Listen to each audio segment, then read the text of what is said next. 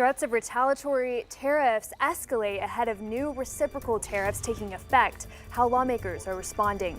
And communities across the state are cleaning up after severe storms over the weekend. Now we're learning another person has died in Arkansas. We'll have the details ahead. Covering news where you live. This is 5 News at Noon. Well, thank you for joining us for your 5 News at Noon. I'm Morgan Wrigley with meteorologist Stephen Elmore. And despite a couple cooler mornings, it's shaping up to be a lot nicer of a week than we had last week. Yeah, so far, really, this week has been pretty nice so far. Lots of sunshine. We get warmer each day as well. Tomorrow will be warmer. Pretty easy week for us this week. Not a lot of rain chances, not a lot of changes in the forecast either. It's a pretty calm pattern. That's some good news for us, as last week was just a bit hectic outside. Here's a look at what we're tracking over the next couple of days. Nice outside for today. Those daytime highs eventually reaching up into the 60s and 70s for today. Tomorrow will be into the mid to upper 70s due to some stronger winds. Unfortunately, those winds really going to be on the stronger side. We're talking about those wind gusts, especially for our Wednesday morning, peaking anywhere between 30 up to 40 miles per hour. That can be a bit annoying at times. But again, the good news out of that is it's going to be much warmer for tomorrow afternoon. Minor change comes into the forecast Wednesday night going into Thursday. Really early on Thursday morning is when a weak cold front's going to pass through, changing that wind around, bringing some of that cooler air back into the forecast, but also bringing in some very, very minor rain chances.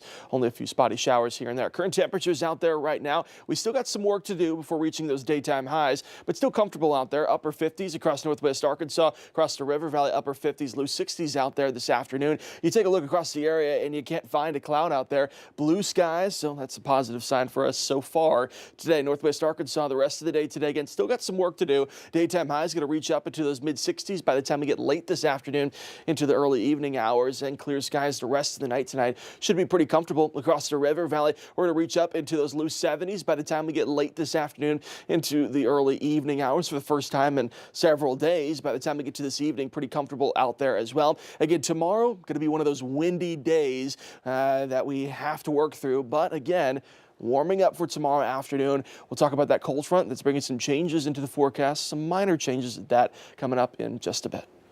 Thanks, Stephen. Well, with less than 24 hours until the Trump administration's new reciprocal tariffs are set to take effect, threats of retaliation are escalating between the U.S. and China. Some lawmakers are now demanding answers about the president's trade police. Natalie Brand has more from the White House.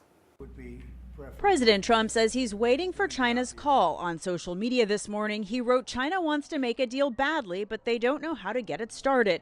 Comes after his threat Monday to ratchet up tariffs on China by an additional 50% unless Beijing withdraws threats of a retaliatory tariff against the U.S. I have a great relationship with President Xi. I hope it's going to stay that way. I have great respect for China, but they can't do this with just... We're going to have one shot at this. China said overnight pressure and threats are not the right way to make a deal, adding if the U.S. insists on engaging in a tariff and trade war, China will fight to the end. My message is negotiate this as quickly as possible. Bob Hemisoth is a fifth-generation corn and hog farmer in Iowa. How important is China to you? Well, China's always been a good trade partner for agriculture. My concern, wondering if that market's going to continue to stay there. Whenever we get in these kind of situations, these trade wars, as we saw in the last one in 2018, China looks elsewhere for those products. The Trump administration has said it's open to negotiating. The president's trade representative is on Capitol Hill trying to ease concerns from lawmakers of both parties. Tariffs are used. We all know agriculture is usually the first place of retaliation. Trade Representative Jamison Greer says the new tariffs are already bearing fruit. Nearly 50 countries have approached me personally to discuss the president's new policy and explore how to achieve reciprocity. Zimbabwe has also said it would scrap tariffs on U.S. goods, and the EU has said it will eliminate tariffs on industrial goods and cars if the United States does the same. Natalie Brand, CBS News, the White House. Some senators objected to the tariffs placed on friendly trade partners like Australia, which the U.S. has a trade surplus with. Trade Representative Greer said the president has made it clear there will be no exceptions. And as cleanup continues across the state here at home, this morning, the Arkansas Division of Emergency Management now confirms another death in Arkansas. A car was found submerged in Sherwood with a man's body inside. This comes after a 5-year-old boy in Little Rock was killed over the weekend when a tree fell on his home. This video shows some of the intense wind and rain in the Little Rock area. Severe storms accounted for at least 24 deaths across 7 states since the storms began last week. And take a look at this damage left behind at middle and elementary school buildings in Waldron by last week's storms. Classes were canceled across the whole district Monday while they assess the damage, and the elementary school will be closed for the rest of the week due to that extensive moisture inside. Middle school students will be assigned to either the high school or local churches for classes as crews work to restore their building. We had some roof problems at the elementary school, and so our superintendent got called up there and said there was some major leaking. And I said, well, I'm going to go by and check the middle school. When I walked in there, I was pretty surprised to what I was walking into, with the ceiling tiles hanging and insulation everywhere, water.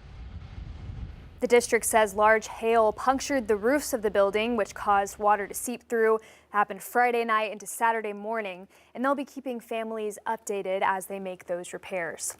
Well, Amber Waterman, the woman accused of killing an Arkansas mother and her unborn child, was back in Benton County Court this week. She's already serving a federal life sentence out of Missouri for the murder. On Monday, she appeared before a Benton County judge who agreed to push back the case until July. The state Supreme Court is expected to decide by then if Waterman can face this trial in Arkansas or if double jeopardy would be an issue in the case.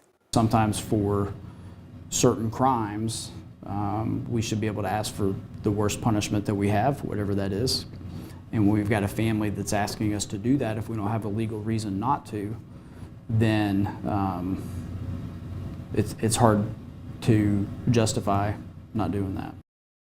The Arkansas Supreme Court hearing to decide on that case moving forward will be later this month in Magnolia. Ashley Bush was 31 weeks pregnant when Waterman admitted to kidnapping her in order to kill her and then claim her unborn child as her own. Her husband, Jamie Waterman, is also serving a sentence to being an accessory and helping cover up the crime. Well, continuing coverage, another vote and another no to setting aside funding for a new prison in Franklin County. This time, 19 senators voted for it, 10 against, with 6 voting present.